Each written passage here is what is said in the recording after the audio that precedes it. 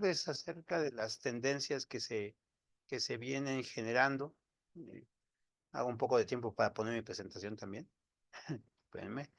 Sí, doctor, Este, adelante. las tendencias que se vienen generando hoy día en cuanto a la necesidad de reajustar la mira en cuanto a lo que es la producción. Entonces vamos a platicar unos minutos acerca de estos temas.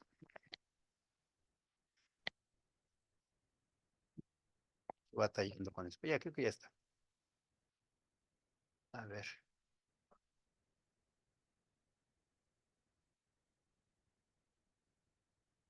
Ustedes me dicen si ya se ve la imagen.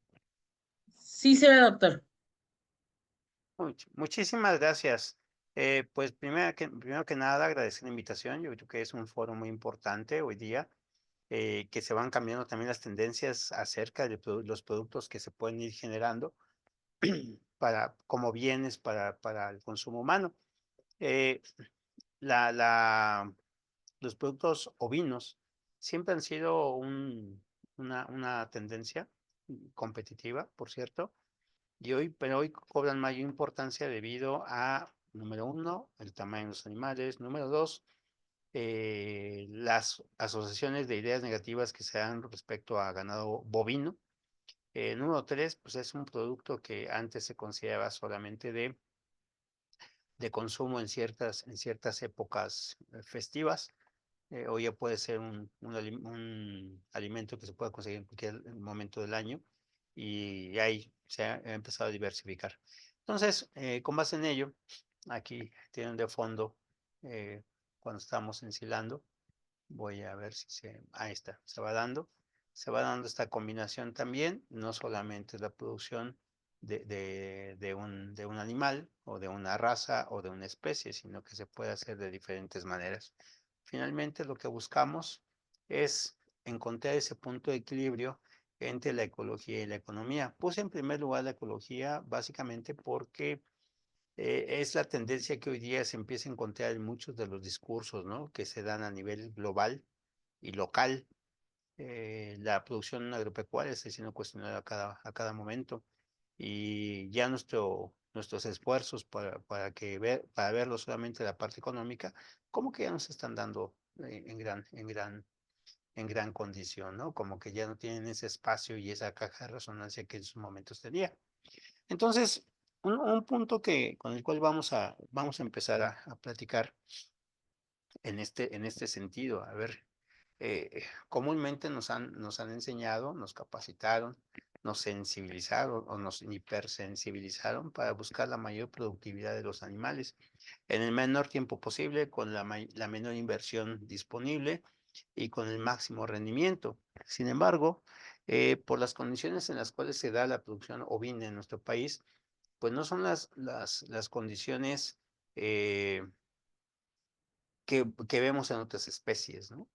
Ya se están dando cada día más espacios donde es un producto competitivo, como ya había mencionado. Sin embargo, todavía hablamos de ambientes muy parecidos a la imagen, donde obedece a prácticamente espacios donde otros animales no pueden ser mantenidos, pues donde los ovinos ocupan ese espacio. Ecológicamente es muy viable, económicamente también, o sea, no hay que olvidarlo, no hay que dejarlo a un lado.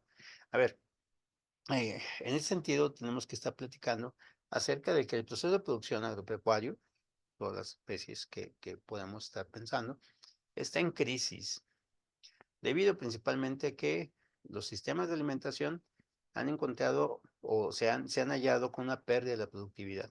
Ya no se está produciendo lo mismo que anteriormente se obtenía. La contaminación del suelo y los cuerpos de agua cada día es menos cuestionable. Nos damos cuenta que se están encontrando con esas condiciones y la gente voltea y pide respuestas, tal vez no a la gente correcta que les puede dar, porque voltea como si todos fuéramos culpables en alto porcentaje de ello, sin entender que las mayores fuentes de contaminación de estos dos nichos, ecológicamente hablando, son las grandes urbes, ¿no? Por ejemplo. Degradación de pasturas, ahí no podemos poner ningún pero. Por supuesto que ahí estamos involucrados nosotros, porque el pastoreo es de forma incorrecta. Ahora, la deforestación, sí. ha favorecido la disminución de la biodiversidad. Entonces, es otro cuestionamiento que se está dando hoy día, cada día en mayor volumen.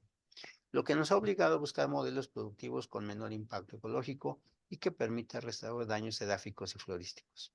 ¿A qué voy con esto? ¿No? Los modelos productivos que tengan menor impacto ecológico, ya desde algunas décadas se venía manejando este argumento, sin embargo hoy nos aumentan ¿no? Restaurar daños edáficos y florísticos. Si de por sí la camisa nos quedaba apretada cuando hablábamos de que tenga menor impacto ecológico, ahora nos piden que podamos restaurar.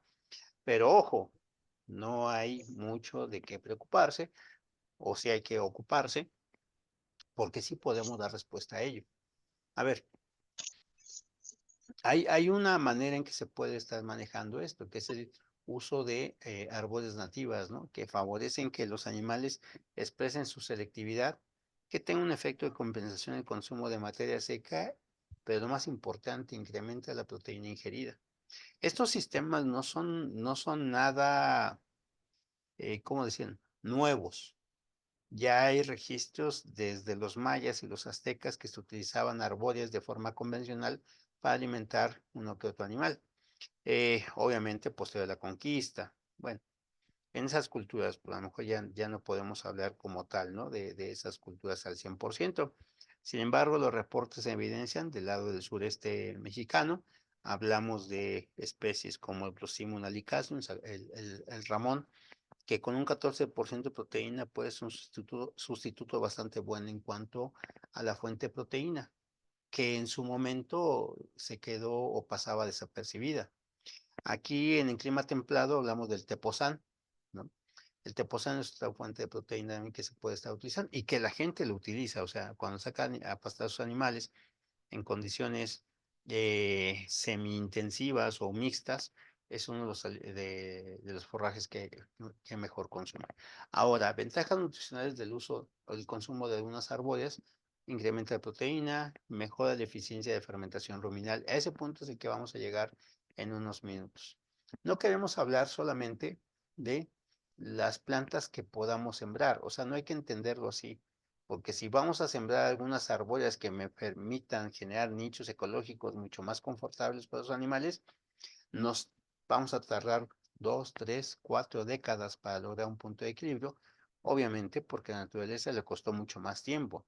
Hablo, sí, no desde una arquitectura completamente artificial, sino hablo desde lo que tengamos, porque entre mayor diversidad tengamos de alimento, fácilmente el animal va a cubrir sus requerimientos, al menos de consumo de materia seca. Aquí tenemos en comparación dos modelos de un trabajo adaptado por la doctora Adriana Morales. ¿Sí? ¿Qué es lo que tenemos? Sistema silvopastoril, que es la línea azul, dos picos de consumo. ¿Sí? Obviamente esto está en época de calor allá en el sureste mexicano, ¿no? Entonces tenemos dos picos de consumo. Comparado cuando es monocultivo, son tres picos de consumo, lo cual se traduce, o lo queremos traducir en que con menos frecuencia de ingesta logras cubrir tus requerimientos de materia seca, ¿no? Que sería un comportamiento parecido a este.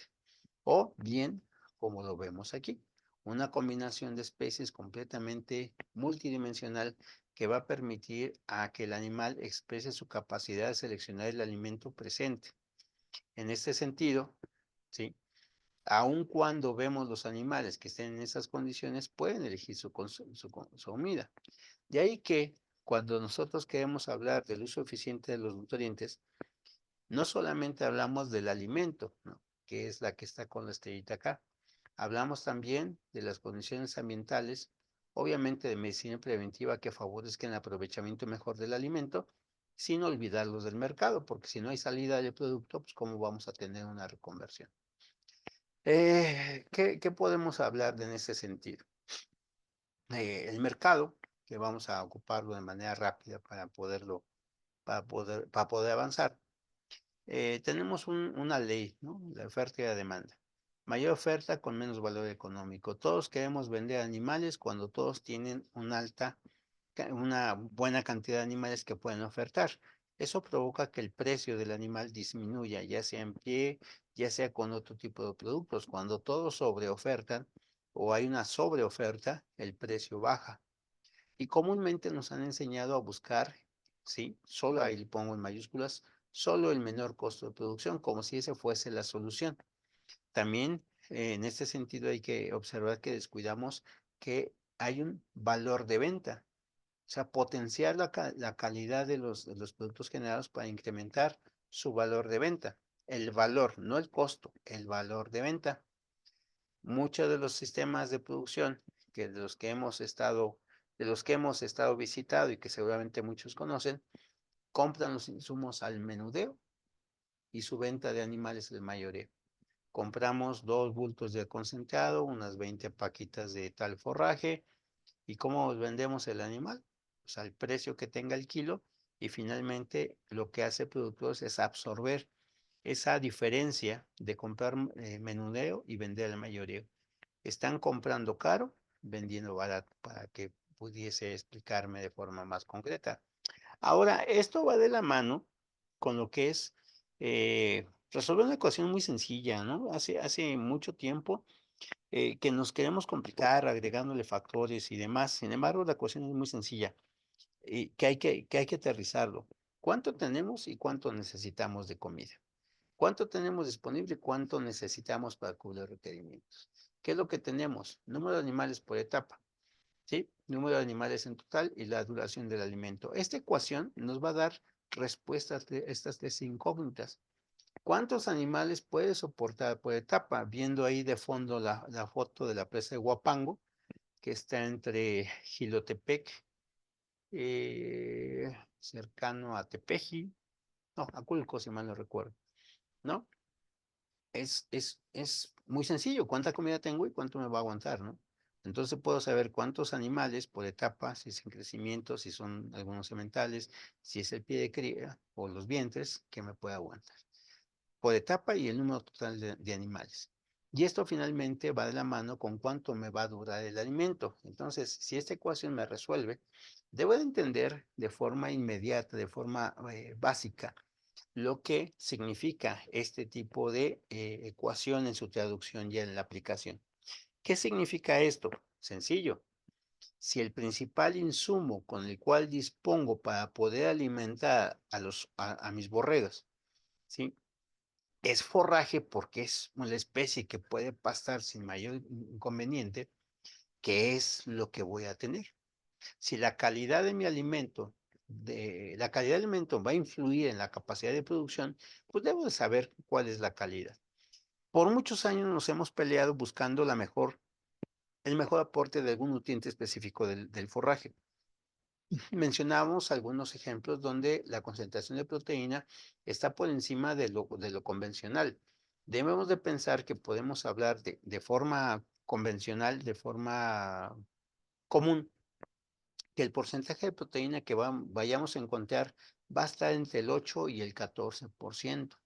Sin embargo, eso no es el principal, no es el principal nutriente que me aporte un forraje.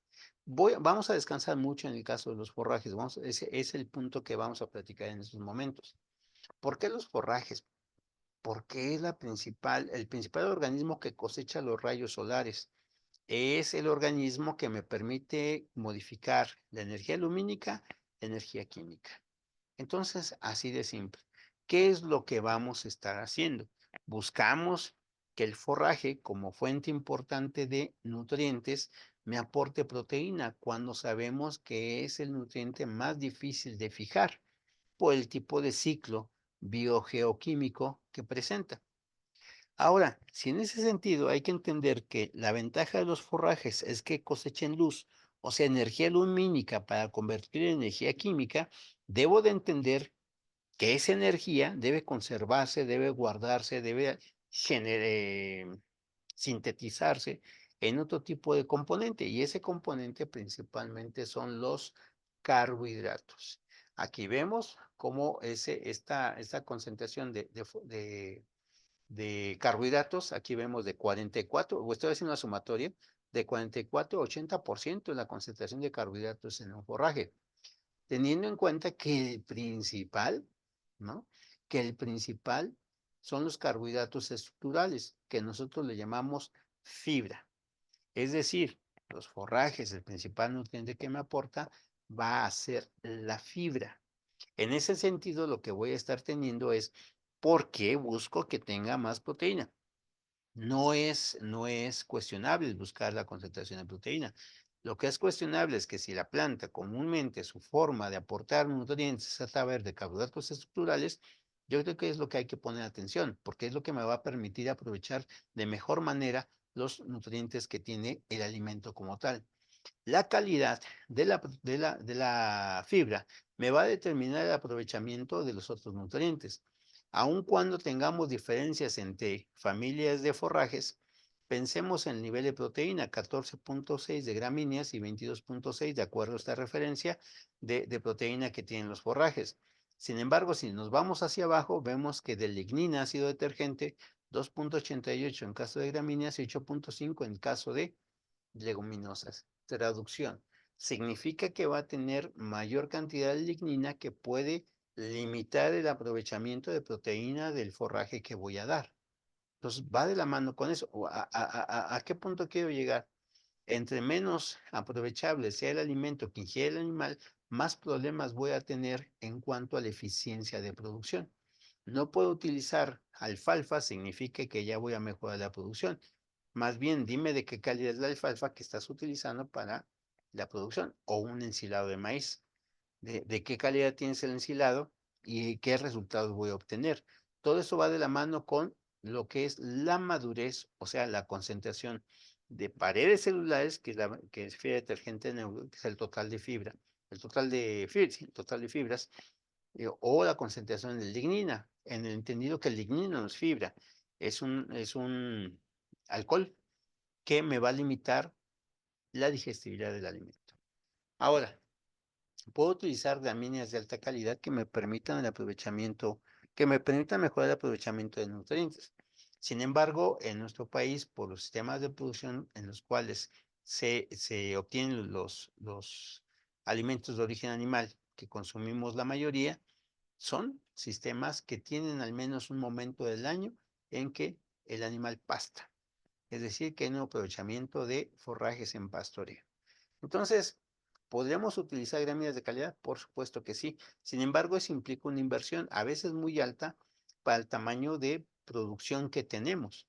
Y entonces tenemos que utilizar otro tipo de recursos, los que están disponibles. ¿A qué me refiero con forraje de alta calidad? No me refiero a la concentración de proteína, me refiero a la concentración de fibras digestibles que pueda tener ese forraje que permite al animal aprovechar, obtener la energía que se puede exprimir, permítame la palabra, de ese tipo de forrajes. Aquí hay un esquema con el cual se puede modular muchos de esos aspectos, ¿no? A ver, cada línea que vemos aquí vemos, ¿sí? Esta línea representa, ¿sí? Si se dan cuenta, del mes 1 al mes 5 hablamos de un parto, del mes 6 al mes 10 hablamos de un periodo de parto. Son 5 meses, ¿no? Que puede ser la gestación.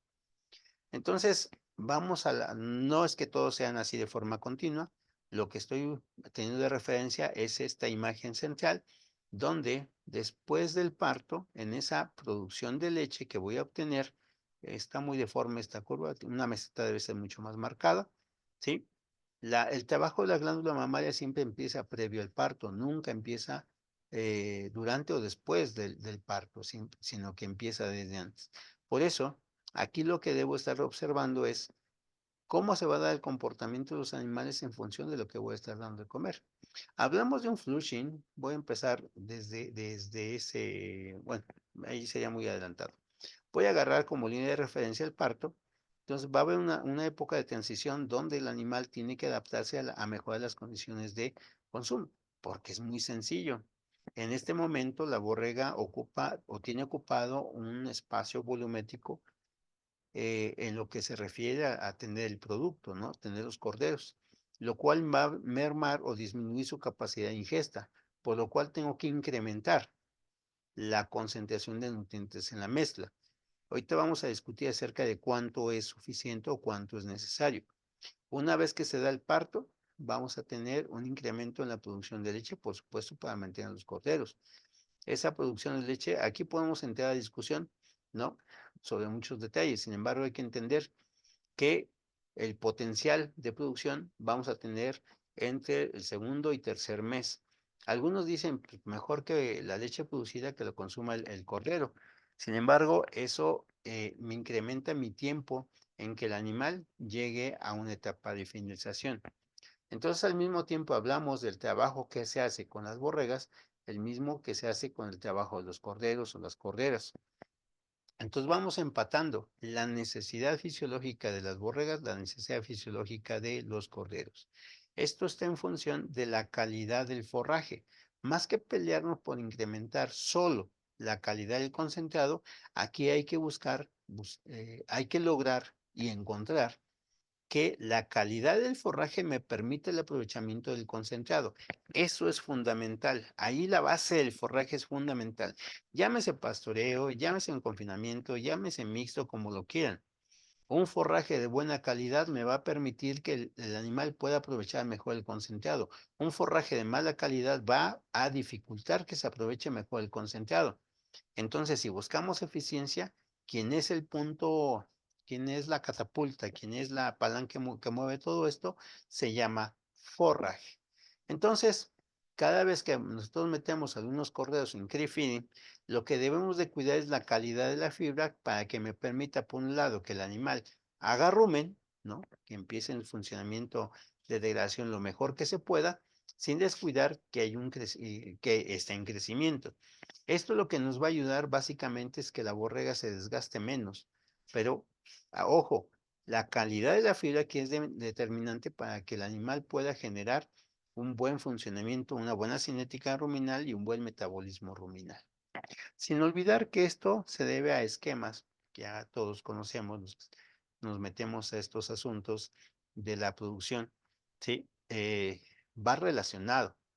Lo que se produzca en el suelo, lo que se produzca en el suelo, me va a permitir el trabajo que tienen los animales. Entonces, en esta discusión que tenemos, a ver, ecología contra economía, ¿qué es lo que me va a ganar?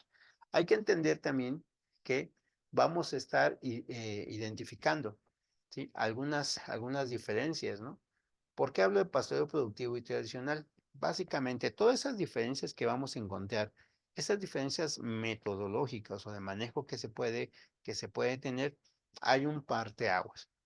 El pastoreo productivo, mientras que hablamos de forrajes seleccionados y adaptables, el pastoreo tradicional habla de forrajes adaptados, que comúnmente son nativos, lo cual significa que al tener una mejor adaptabilidad, mejor competencia en cuanto al ecosistema, va a permitir que el pasto tenga que madurar más rápido para poder competir de forma más eficiente en la producción de semillas que van a garantizar la población presente. Entonces, la maduración es mucho más rápida, ¿sí? Su calidad merma rápidamente, lo cual, si fuese la única fuente de forraje que el animal se le permite consumir, ya tengo una desventaja, porque entonces el concentrado tendría que cubrir tres cosas. Número uno, aporte de nutrientes. Número dos, que se digiera lo mejor posible a pesar del forraje. Y número tres, eso va de la mano con lo que es el precio del concentrado. Muchos le echamos la mano, siempre le exigimos más al concentrado y descuidamos mucha parte del forraje. Ahora, si bien hay forrajes alternativos, ahí tenemos en la imagen lo que sería un mezquite, los borregas que tenemos ahí en Morelos, en Ixtlilco el Chico, Ixtlilco el Chico el Grande, creo que es el Grande, ahí con el señor David. Esos son los modelos de producción. Dice, pues a mí me conviene que saque el borrego a pastar o las borregas a pastar. Y le preguntan qué pasta si no tiene nada. Ah, el concepto de ramonear para él no es común.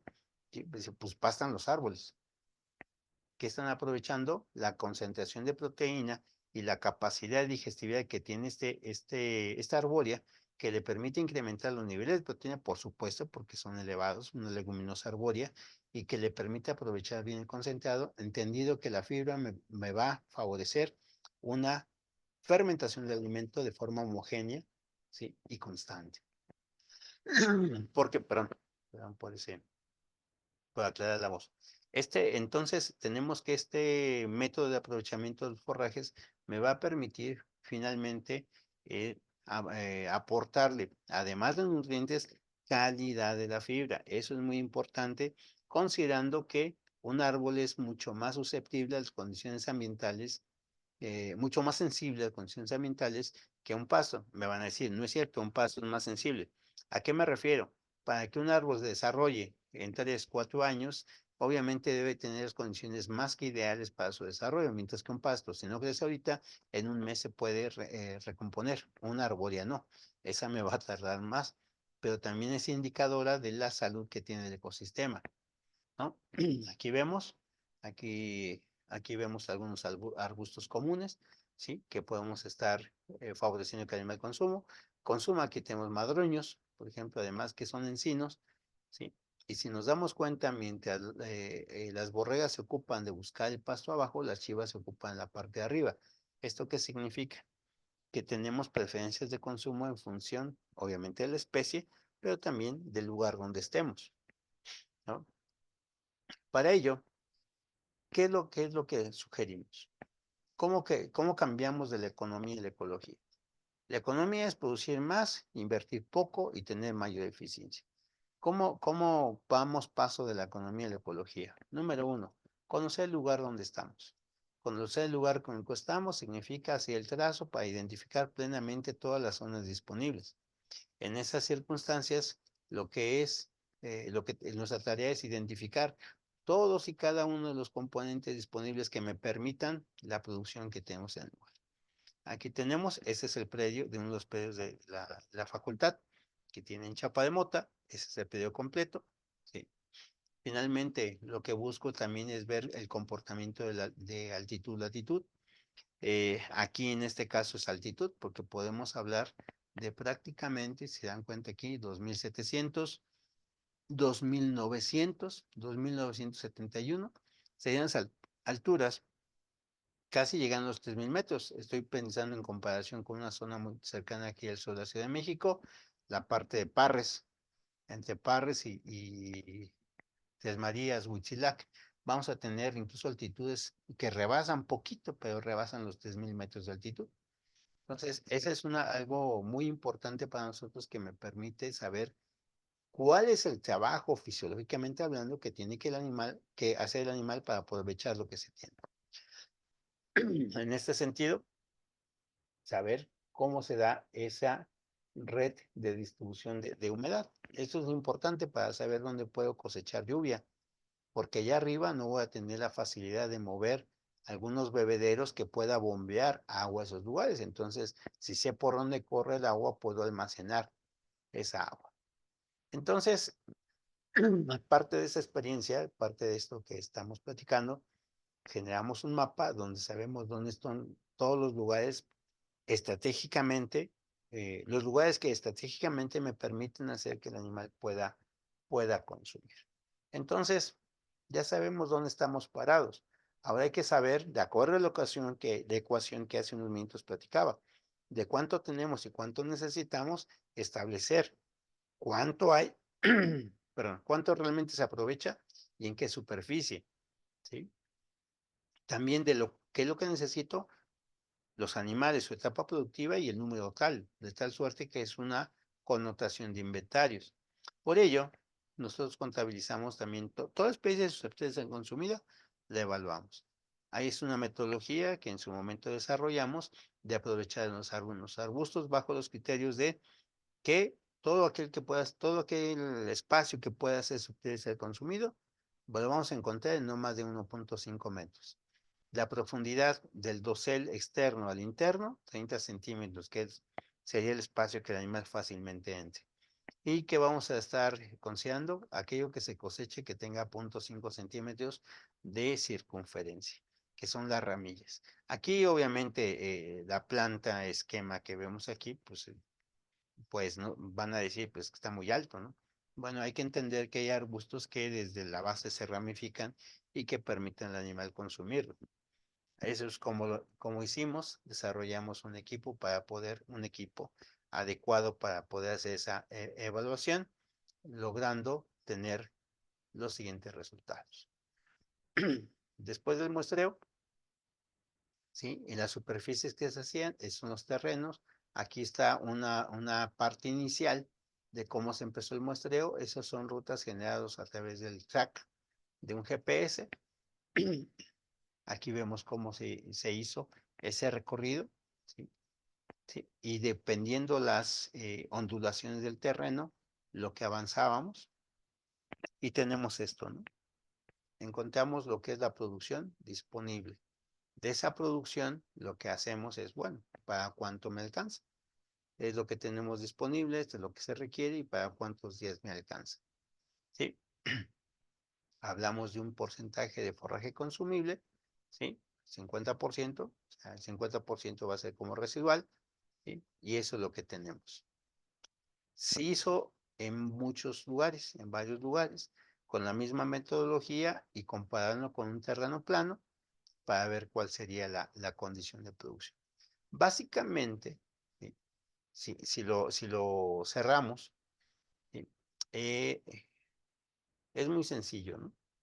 En términos de promedio de todos estos resultados, una hectárea nos soportaba en la combinación de borregos, chivas, y en su momento fueron vacas, posteriormente se separaron, borregos, chivos y vacas, teníamos una hectárea, ¿no? Bueno, medio día por hectárea, o una hectárea nos aguantaba para mediodía. Ahorita vamos a ver la comparación del final. Eso es en cuanto a rendimiento, cuántos kilos tengo. Ahora, la identificación de especies. Pusimos a seguir los animales para entender qué es lo que estaba consumiendo y hacer la identificación pertinente. Y también qué tanto come el animal. Aquí tenemos, ¿no? Que de todas las especies disponibles, prácticamente el Brachypodium mexicano componía 90% de lo que consumía, de preferencias de consumo que tiene el animal. Aun cuando tengamos una diversidad, en este momento del año, bueno, en este momento que se suelte abajo, que coincide con estas épocas que hablamos de septiembre, octubre, noviembre, el 91% de las preferencias sea de esta especie, ¿no? Aquí volvemos a ese punto, lo que podamos tener. Pues, ¿contestamos de una vez las preguntas o las dejo al final? Usualmente las dejamos para el final, doctor, pero si usted quiere contestarla por la que le preguntaron ahorita del trabajo de investigación, como usted decida. Si quieres de una vez me rezo un poquito para poner ese, Sí, ese doctor. punto. Estaba... Aquí viene el dato de 50%, acá viene el dato de 70%. ¿Sí? ¿Qué es lo que estábamos haciendo nosotros? Aquí metíamos los animales, bueno, se muestreaba, metíamos los animales y cuando salían los animales volvíamos a muestrear para que por diferencia nos encontráramos cuál es el porcentaje de aprovechamiento o cuánto es lo que consume el animal. Por eso sale el 50%. Aquí sale el 50%, aquí sale el 70%. ¿No? Entonces son valores que se obtienen debido a la tasa de desaparición que tiene el forraje posterior al silvopastoreo. Así es como se obtuvo, más que decidir solamente, no fue una decisión del 50%, fue lo que se obtuvo. Así es como se manejó. Muy bien, espero que haya sido aclarada la duda, si no, con todo gusto ahorita volvemos a abundar sobre el mismo, ¿no? ¿Qué es lo que tenemos? Bueno, una de las especies comunes, Brachypodium mexicano, que es la que parecía de mayor frecuencia, eso es lo que encontramos. Significa que una de las especies más preferidas por los animales era una gramínea, ¿no? Aun cuando había otras especies, ¿no? Ahora, aquí un factor importantísimo, como son condiciones donde no sembramos con base en una arquitectura buscada o ideal para nosotros, vamos a ver cómo me afecta, ¿no? Algo que es la sinuosidad o el relieve que tiene el terreno. Para eso hicimos igual el muestreo. ¿Qué es lo que encontramos? Este fue los puntos arriba y abajo, todo fue arriba y abajo del muestreo que se hizo. ¿Qué encontramos? Aquí la gráfica lo resume perfectamente. Encontramos que hay lugares, sí, bueno, ¿qué distancia había entre puntos y puntos? Este es una superficie y así, si lo vemos así sería como la montaña si lo vemos de frente. Va a haber puntos donde la producción es elevada y puntos donde prácticamente la producción no tenemos nada. ¿Qué significa esto? Que tenemos que adecuarnos a la cantidad de biomasa. Traducción, el muestreo debe ser constante y continuo para saber cómo se está comportando la biomasa comestible. No puede ser un silvopastoreo con, ¿cómo decir? Con la misma presión de pastoreo o la misma carga animal, ¿sí? Sino que tenemos que adecuarlo de acuerdo a lo que tengamos. Esto, por ejemplo, coincide los primeros, ¿qué sería? El segundo, tercero, cuarto, quinto y sexto dato corresponden a un pliegue que tiene una pequeña cañada que contiene el terreno. Eso implica entonces que hay mayor conservación de humedad que permite a la planta poder recuperarse mejor o producir mejor si lo traducimos así. Finalmente, lo que tenemos, y es con lo que me quiero quedar, sí, resumimos. En un principio nos alcanzaba 1 hectárea para mediodía. Después de un manejo, esto nos llevó algo así como 8 años, 8 años, poquito menos, pero vamos a cerrar 8 años. 8 años de un pastoreo constante y continuo y siempre evaluando, llegamos al dato final, aquí lo vemos, que 1 hectárea, ¿sí? Antes nos aguantaba para mediodía. Actualmente, bueno, con ese último resultado tenemos que la hectárea me puede sin problemas aguantar para 3 días. Esa fue la respuesta que tuvo la vegetación a un control del pastoreo. Entonces, ahí está. Voy a cambiar tantito de presentación. A ver, no se me desesperen. A ver.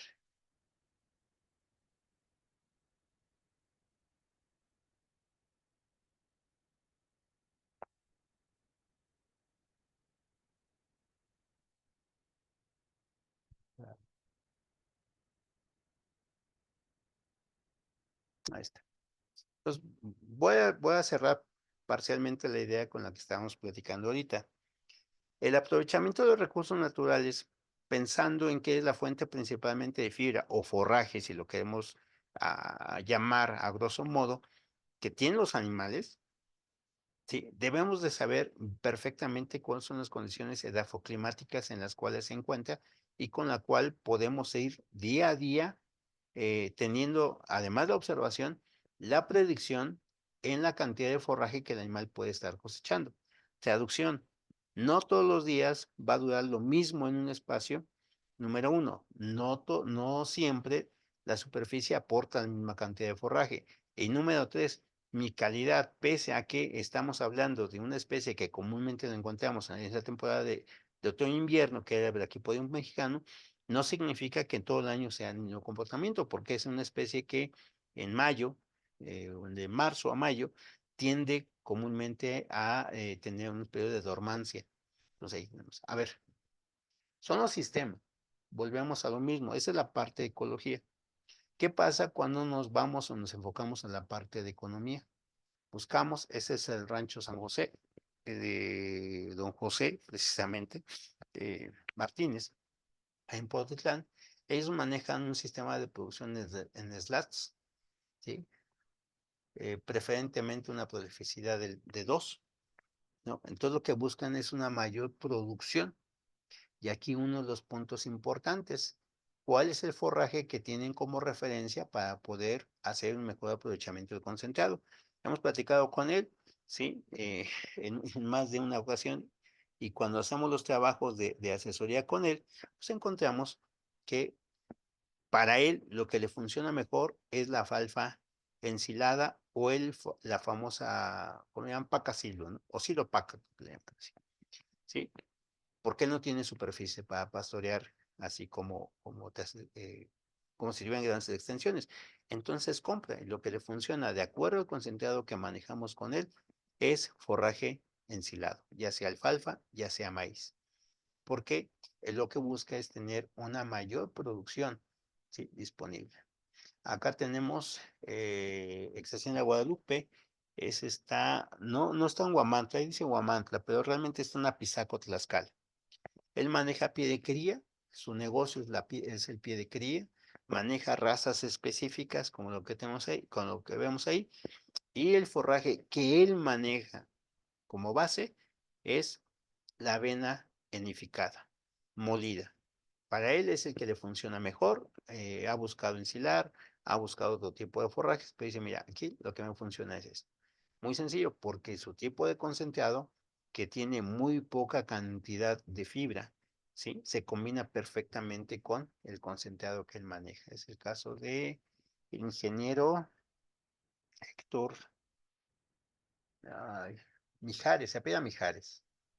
Creo que se llama Héctor Mijares, ¿no? Aquí estamos otra producción. Esta es en Guanajuato.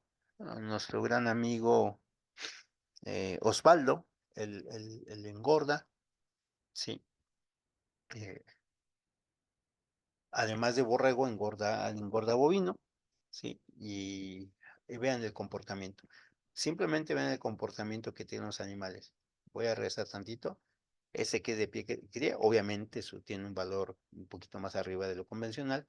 Y aquí que es para carne, dice, miren, con que me produzcan kilos ya está, ya es más que suficiente. Coroneo es un pueblo netamente barbacollero, o es de la fama que tiene, además de ser textil. Entonces, ¿qué se busca acá? Tener kilos, ¿sí? No por animal, sino en el rebaño como tal. Entonces lo que busca es que los animales se me emparejen y que la mayoría esté más o menos homogéneo para la venta, porque finalmente lo que buscan es el volumen. ¿Qué forraje utilizan aquí? En un momento del año ensilado de maíz y en otro momento del año rastrojo de maíz, que son los forrajes que están. Aquí en el rancho aquí se me pasó, son los sabinos, no los alpinos, los sabinos en Tepoztlán, Morelos, del doctor Isauro. Bueno, aquel anterior fue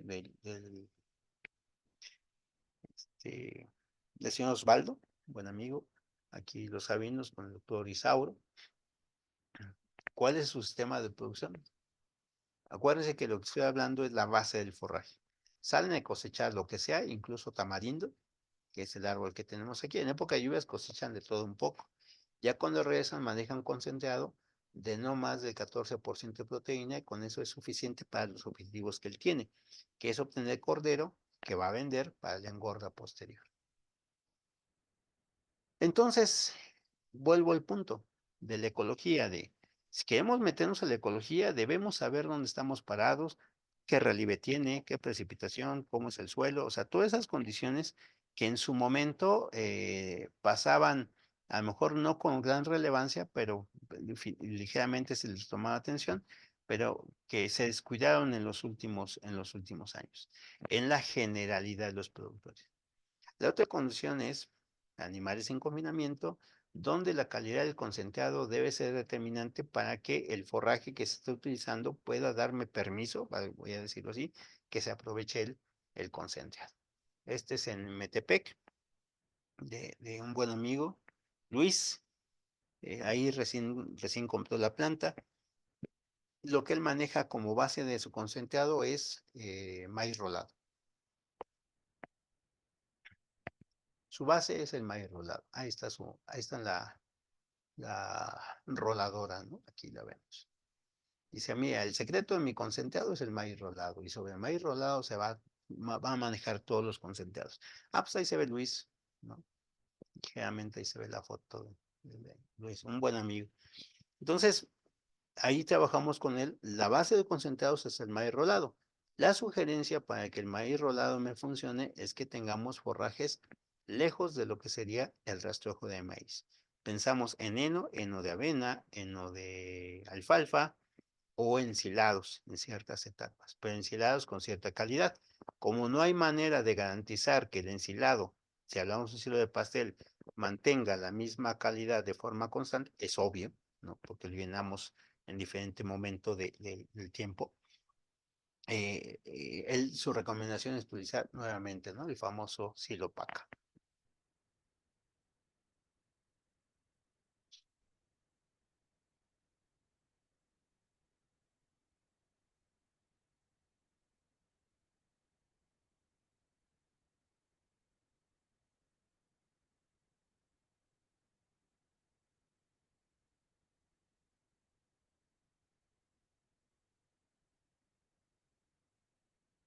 Bueno, aquí tenemos de fondo un video de una explotación de Don Rufino en Coatlacingo, Estado de México, cerca de, ¿cómo se llama?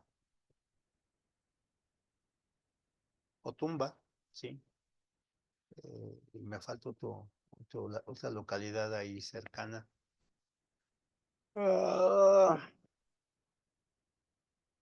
Ah, bueno, ahorita me acuerdo.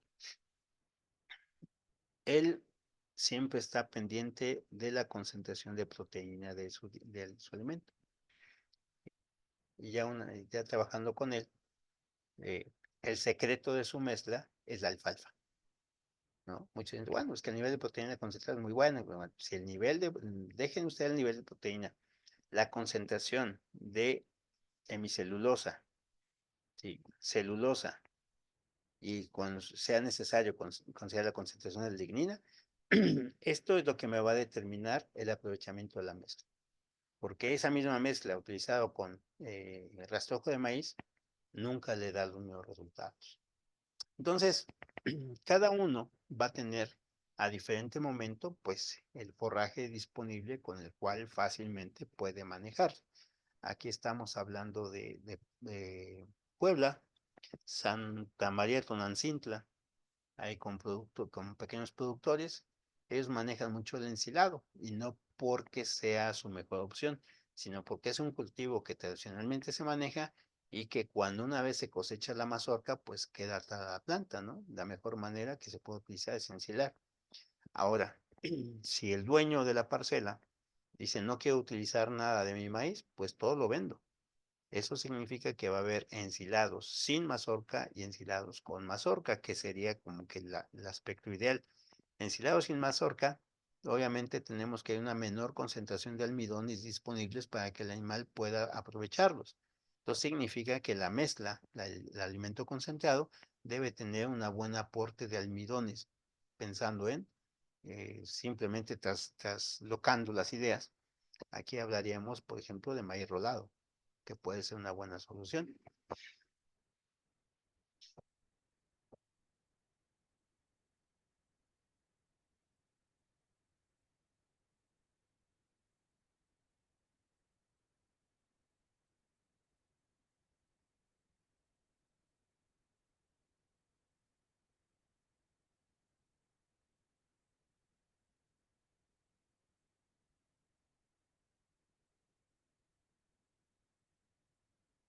Este cortito video, este es de la semana antepasada, un rancho que lo que busca es garantizar la cantidad de forraje disponible todo el año. La calidad, diría, como diría la chaviza, ¿no? La calidad ya es avaricia, ¿no? Porque vamos a conservar, ese es un silo de un poquito más de 40,000 toneladas. ¿Sí? Vean los pesos que manejan. Obviamente hay que buscar estimuladores de la fermentación o moduladores de la fermentación y selladores sin problemas que se puedan utilizar. Pero lo que se busca es garantizar que tengamos cantidad de comida. Ya la calidad, obviamente vamos a ir monitoreando de forma constante. Aquí se toman muestras de ensilado cada 5 remolques que se tiran para saber cómo va la conducta, ¿no? Qué calidad estamos metiendo. Y obviamente cuando se va a aprovechar, se muestra también. Eso implica que estamos hablando de un nivel ya un poquito más tecnificado en cuanto al uso de los forrajes. Y ahí me van a acusar de reiterativo. ¿Por qué forrajes? ¿Por qué forrajes? ¿Por qué forrajes? Pues muy sencillo. Si ponemos una balanza de esas condiciones, por un lado tenemos la productividad, obviamente la economía. La economía, ahí me falló el acento, economía. ¿Sí? La productividad significa, a ver, ¿cuánto voy a estar generando? ¿Sí? De producto que finalmente se convierte en un recurso o en un ingreso para mi unidad de producción, pero cuánto voy a estar impactando en la ecología, ¿no? ¿Qué es lo que busco? Entonces tenemos que buscar el punto medio, porque si nos vamos completamente de este lado, obviamente sabemos que la balanza va a caer en este punto. Si nos vamos de este lado, obviamente la balanza va a caer. ¿Qué significa? que si no logramos el punto medio o el punto correcto de equilibrio, o nos vamos mucho a la ecología, pero el impacto económicamente hablando no lo vamos a lograr tan fácil. Sí, no estoy diciendo que no se logre, sí se va a lograr, pero nos va a costar un poquito más de abajo.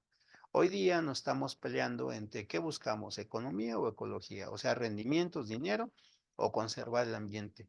Obviamente, para la Vox Populi que se está dando últimamente, pues la parte ecológica es determinante porque me va a permitir conservar los recursos por más años. Sin embargo, para el productor me voltea y me dice, pues yo también quiero eso, pero de algo tengo que vivir.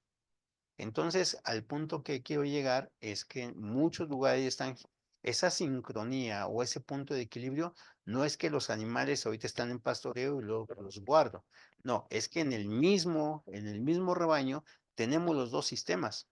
Mientras que mis borregas a lo mejor están pastoreando y todo lo que significa llevar a cabo lo que es el pastoreo, los corderos estoy engordando en sistemas confinados. Por ejemplo, los ranchos San José que son sobre sistema o con un sistema sobre slats. Entonces, al mismo tiempo están combinando ambos. Me van a decir, esto siempre ha sido. Por supuesto que sí. Solamente hay que entender que la administración económicamente hablando, pero también la administración de los recursos que van a ser la base de alimentación, el manejo debe ser diferente. Entonces debo estar trabajando ambos dos sistemas al mismo tiempo, en entendido que el pastoreo me va a dar una solución, pero también el confinamiento me va a dar otra solución. En ese sentido, permítanme ahí, ahí está. Permítanme regresar a lo que teníamos.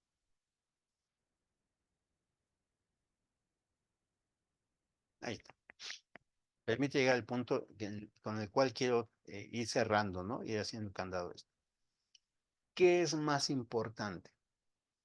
Y la mayoría me va a decir, bueno, conservar el ambiente, ganar dinero, y podemos ir en esa dicotomía de argumentos. Aquí lo más importante es que el productor tenga un ingreso lo suficientemente bueno. A ver, dice que está en pausa. Permítanme, según yo. A ver, no se ve lo que es. En un segundo, ya vi que hay otras preguntas ahí. Ahí está. Sí. No, no, no me voy a pelear con un sistema con otro. Lo que estoy diciendo es que tanto se puede generar recursos, por supuesto, cuidando el entorno donde estoy. Sin embargo, no puedo moldear completamente, girar el barco para que si estoy aquí, me voy a otra tendencia. No, puedo hacer que mi barco siga en la misma tendencia, solamente ajusto las velas para que pueda llegar a buena dirección. No existe como tal entonces que nos metamos un pleito de cuál es el mejor sistema. Lo que estoy considerando es que la base de la producción siempre, siempre va a ser el forraje. Siempre, siempre va a ser el forraje. Uno, porque es evolutivamente hablando la fuente natural de alimentación de los ovinos. Número uno. Número dos, su calidad me determina la calidad del concentrado que voy a utilizar.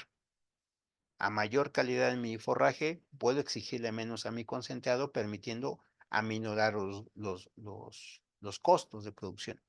Una mala calidad del forraje va a implicar que le exija más a mi concentrado, incrementando obviamente el precio el costo de producción, porque incrementa el precio del concentrado.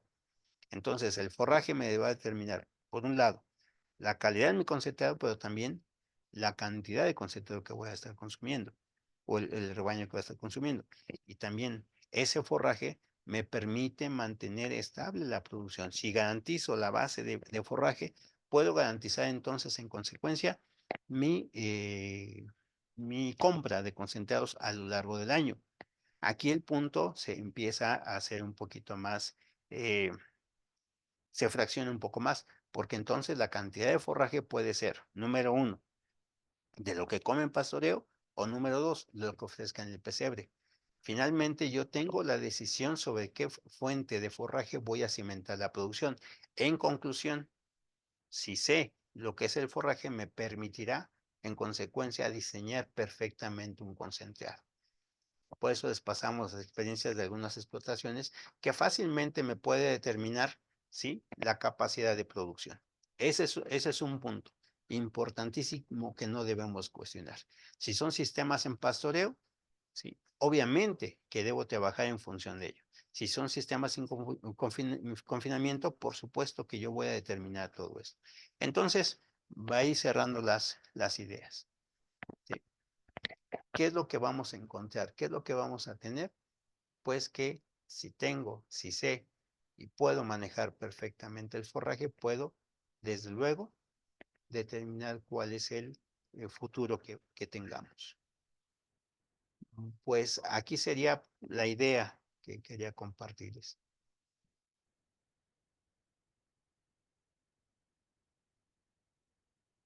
Hay una pregunta ahí, la Muchísimas contesto. gracias, doctor. ¿Usted? Sí, aquí le hacen una pregunta. Doctor, buenas tardes. En el caso de la producción que usa ensilado como base, ¿usa también algún enificado o solamente ensilado más concentrado? Bien, gracias, Javier, por la pregunta. Mira, esa pregunta está interesante, ¿eh? Muchos pensarían que es una pregunta de respuesta fácil. No. Eh, Cuando hablamos de ensilado, primero debemos entender que la calidad de ensilado va a estar en función de la parte del ensilado que voy a manejar, ¿no? Muchos le llaman faldas, yo le llamo colas, que es la parte inicial con la que empezamos a utilizar el ensilado, o sea, el último que se llenó. Luego viene el cuerpo, que sería el promedio en cuanto a calidad, y luego las cabezas o cabeceras, que también se les llama, ¿no? Que es la parte final del ensilado que va a utilizar. Simplemente porque como se fue llenando, son calidades que se van obteniendo porque la planta sigue madurando en pie, así como la voy cortando. Entonces, sé que hay una fluctuación de calidad, pero también sé cómo lo estoy cosechando, lo voy a obtener, va a haber una fluctuación de calidad. Eso es desde luego muy importante. Y saben que uno de los factores inherentes a calidad es la concentración de humedad presente en el ensilado. El, el- la planta que se metió al principio es la que va a tener una mayor anegación, vamos a llamarlo así, de humedad, porque tuvo más tiempo ahí guardada. La parte de colas o de faldas es la que va a tener o debería presentar menor concentración de humedad. ¿Eso qué significa o qué va de la mano? Si yo utilizo un forraje ensilado con una mayor concentración de humedad, o sea, estamos hablando de ensilados que puedan tener entre, entre 75 y 80% de humedad, o sea, 20 o 25% de materia seca, voy a generar un pequeño disturbio a nivel ruminal. Traducción, lo que tengo que meter es un absorbente que me limite esa concentración de humedad. Ahorita que ahí mencionaba, ¿no? Enificado. Por supuesto que el enificado me va a ayudar bajo dos condiciones. Número uno, absorbe el exceso de humedad que tiene mi concentrado. Yo hago esa mezcla previa, ¿no? No la hago directamente en la dieta integral. Tengo el ensilado, utilizo un edificado, lo mezclo y esa es mi fuente de forraje. Entonces yo puedo estar modulando para empezar la cantidad de materia seca presente en el ensilado que voy a utilizar posteriormente en la mezcla, o si lo voy a ofertar forraje y concentrado por separado o encimado como un pastel, ¿no? Entonces, esa pregunta es interesante, Javier. Por supuesto que se puede utilizar algún edificado, ¿o no? Para el secuestro de humedad. Número dos, ¿sí? Me aporta dos nutrientes que van a fermentar a diferente velocidad. Un ensilado per se ya viene fermentado, lo cual significa que viene como adelantado el proceso de fermentación que voy a tener presente en el rumen. El enificado va a modular porque va a tardar un poquito más en que las bacterias puedan sensar, sería la palabra que, mal traducida, pero sensar, o sea, que sientan, ¿sí?, que van a comenzar a fermentar. Entonces, pero eso me ayuda porque entonces voy a permitir que haya dos poblaciones de bacterias. Lo estoy resumiendo mucho, ¿eh?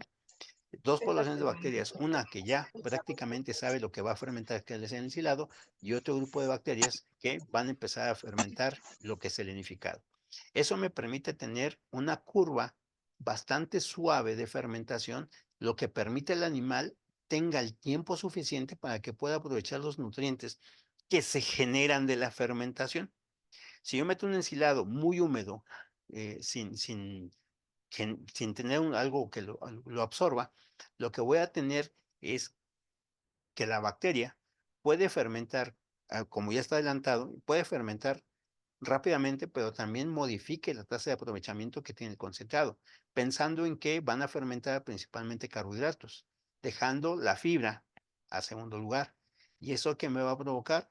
Heces blandas, heces oscuras, incluso hasta cuadros de diarrea, lo cual es muy riesgo. Mucha gente no le gusta meter ensilados para engordas, porque dice el animal se empieza a soltar, sí, por la calidad misma la característica, corrijo, la característica como tal del ensilado.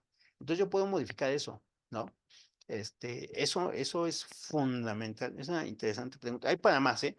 El uso de ensilados en dietas para engorda en corderos, híjole, hay al menos 5 cualidades con las cuales podemos generar una buena dieta con base en ensilados. Así de sencillo. Y esto da para más, porque ahí garantizo tener el forraje guardado, conservado, para que se utilice cuando sea necesario. ¿Sí? Y esto también permitiría hacer un punto de equilibrio con respecto a la tasa de fermentación en la cinética ruminal que voy a tener. Hay un aspecto en ese sensado, se le llama lag time. El lag time de cada alimento puede ser muy particular. Hay forrajes de lag time largo, o sea, tarda la bacteria en empezar a degradar, y de lag time corto, que la bacteria prácticamente fermenta, no de forma inmediata, pero tarda unos minutos. Un ensilado es un lag time corto, un enificado es un lag time largo. ¿Qué es lo que estoy haciendo? Hago que el enificado incremente la velocidad de fermentación, o sea, apura la fermentación, acorto su lag time, y el del ensilado que ya viene fermentado, que puede empezar a hacerse una fermentación rápida, la hago más lenta. Esa sincronía en la fermentación te va a permitir un mejor aprovechamiento del alimento porque permite que el rumen tenga más tiempo, vamos a llamarlo así, sí, más tiempo, así para que quede bien comprendido, tenga más tiempo, ¿sí? Con un aprovechamiento constante del alimento fermentado. Entonces, para ensilados es un tema interesantísimo, pensando principalmente en engordas, ¿no? Muy bien, me emocioné. Gracias, Javier. Doctor, también Omar Salvador le pregunta, en su experiencia, ¿cuál es el rango de precios de una alimentación de mantenimiento por día? Ay, no es cierto, perdón, otra pregunta que el doctor Omar Salvador también le hace. Primero, la primera es, ¿cuál es su experiencia en el pastoreo en el bosque con la política de CONAFOR? Ya después la que sigue, doctor. Bien, gracias, Omar. Sí, en esas condiciones te voy a platicar parte de la experiencia en el Estado de México. En su momento, te hablo ya del 2018, de 2017 a 2018, hubo un cambio o un ajuste en cuanto a los procedimientos de la CONAFOR. CONAFOR establecía que todo aquel predio que no tuviese un aprovechamiento forestal no fuese tocado por nada. En ese momento nos tocó participar y dentro de las modificaciones a las reglas de operación se sugirió que aquel predio que no tenga un aprovechamiento forestal pudiese tener otro aprovechamiento, otro tipo de aprovechamiento. Por ejemplo, el silvopastoreo tecnificado, así le llamamos en ese momento. ¿Qué significa esto? Que el animal pudiese aprovechar. Estamos pensando en modelos de árbol de Navidad, por ejemplo, principalmente, que es lo que más les preocupa a la gente, que es un producto que cada año se puede expender. eh, pero había inconvenientes, ¿no? Había inconvenientes. Uno de ellos es, pues tenemos que podar, tenemos que quitarle el pasto que esté abajo, porque puede favorecer incendios, el material combustible, etcétera. Digo, pues metamos borregos, pero ya que se considere dentro del reglamento, no lo he revisado, para qué te miento, Omar, ahorita, en el último año no he revisado el manual de procedimiento, pues había quedado bajo esa condición. CONAFOR establece que aquel bosque o espacio con arbóreas que no tenga un permiso de aprovechamiento forestal como tal, que no sea tocado. Sin embargo, con la experiencia de los trabajos que hicieron la GIZ en la parte, supervisado por GIZ en la parte del Nevado de Toluca, pues lo que se evidenció fue contundente, ¿no? Aquel predio boscoso o que tenga algún cultivo perenne tipo leñoso, árbol de Navidad y otro tipo de cultivos forestales, si se ausentaba el animal, empezaba a tener mayor cantidad de problemas porque no se podía, se era más sensible, uno, ataque de plagas, por ejemplo, dos, incendios forestales, etcétera, etcétera. Entonces, ahí la conveniencia de utilizar los animales como una herramienta. Ajá. Entonces, parte de esa experiencia en muchos predios, estoy hablando de el Parque Recreativo La Pluma, que está ahí por Santiago Acuitzilapa, en el Estado de México, pegado a Tlacomulco, el parque ecoturístico, no miento, ese no se llama La Pluma, no me acuerdo el nombre, pero está ahí en Santiago a Cuitzilapa, otro que está cercano a Chapa de Mota, en Villa del Carbón tenemos La Cañada, Cañada de Lobos, etcétera, con base en la reglamentación de CONAFOR, porque ellos reciben apoyo para el aprovechamiento, el control y demás. Se ha manejado siempre una porción de lo que es el pastoreo, que sí es permitido. Ahorita te mentiría, no tengo a la mano la última revisión de las normas de operación, pensando en que son deben ser cambiadas incluso por cambio de gobierno, ¿no? Ahí sí te la quedo de ver, pero en años previos se pudo hacer un uso, ¿no? En eso, con base en ese cambio recomendado por nosotros. Sí, sí, Omar. Muchas gracias, doctor. También el doctor Omar Salvador le pregunta si en su experiencia, ¿cuál es el rango de precios de una alimentación de mantenimiento por día? Ok, ahí vamos a entrar nomás quiero hacer una aclaración.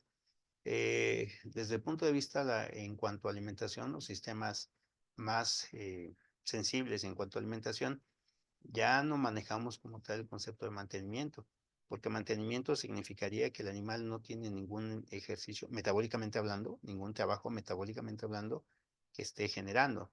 Eh, Estoy pensando en vientres, ¿no? En cualquier momento está generando un trabajo, está teniendo un trabajo, llámese producción de leche, llámese gestación o recuperación del peso para entrar otra vez al ciclo productivo. Entonces, así como que mantenimiento ya es en cierto modo cuestionable. Ahora, si nos vamos a rangos de precios, de acuerdo al consumo de materia seca y por tipo de raza, te voy a hablar de una Suffolk, por ejemplo, que esté en mantenimiento significa que está en el periodo entre que ya parió y va a entrar o está tardando un poquito para entrar a gestación, o tal vez lo estamos considerando a que vuelva a parir. Sí, hablamos, déjame, la última cuenta que hicimos fue manejamos pastoreo y suplementación con forrajes. Esa sería la base procedimental. Estaríamos hablando de aproximada, te puedo dejar un rango, ¿no? Ahorita no he hecho las cuentas últimamente, pero estaremos pensando entre 3 y 7 pesos. Sería ese rango que se puede estar manejando.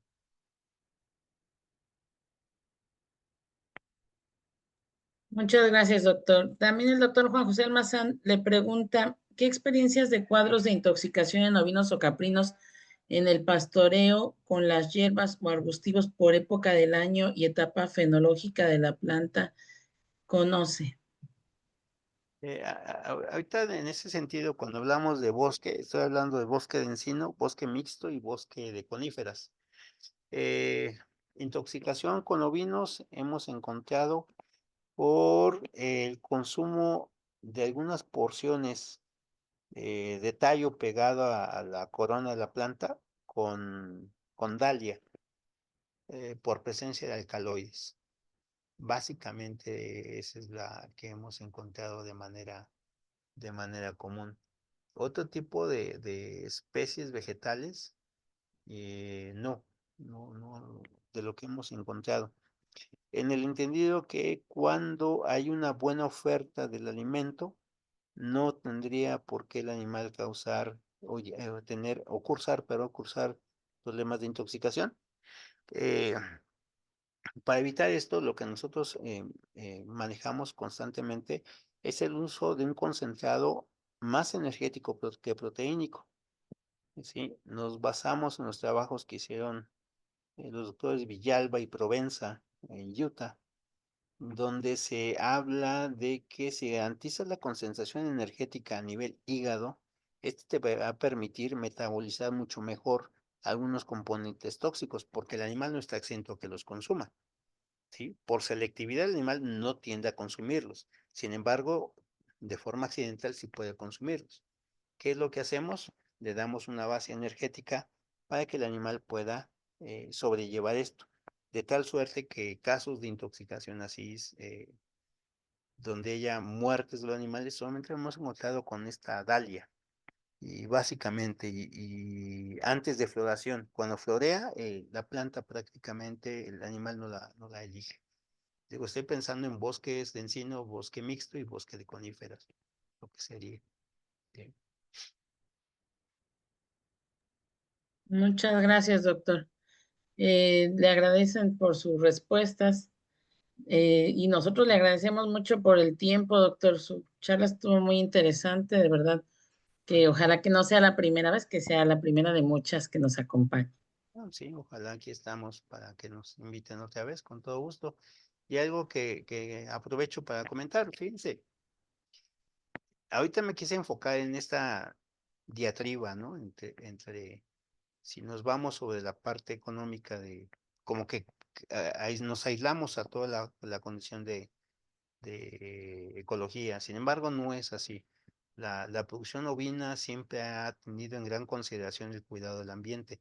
Ese es un punto a favor tanto del ovino y caprino. Estos dos cuidan mucho esas condiciones importantes.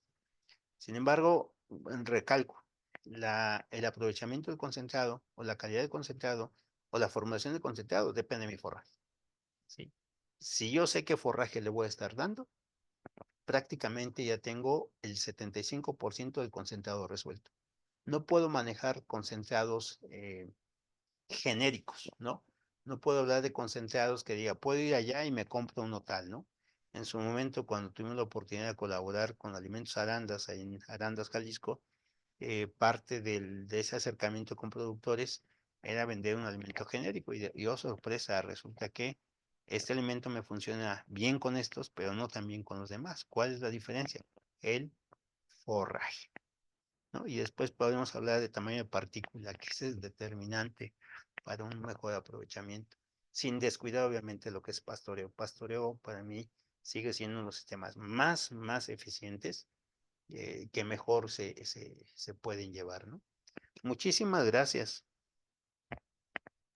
Al contrario, doctor, le agradecemos muchísimo y agradecemos también el apoyo de las personas interesadas en estas pláticas que hemos estado organizando. Y pues en cuanto tengamos oportunidad, les hacemos llegar su constancia.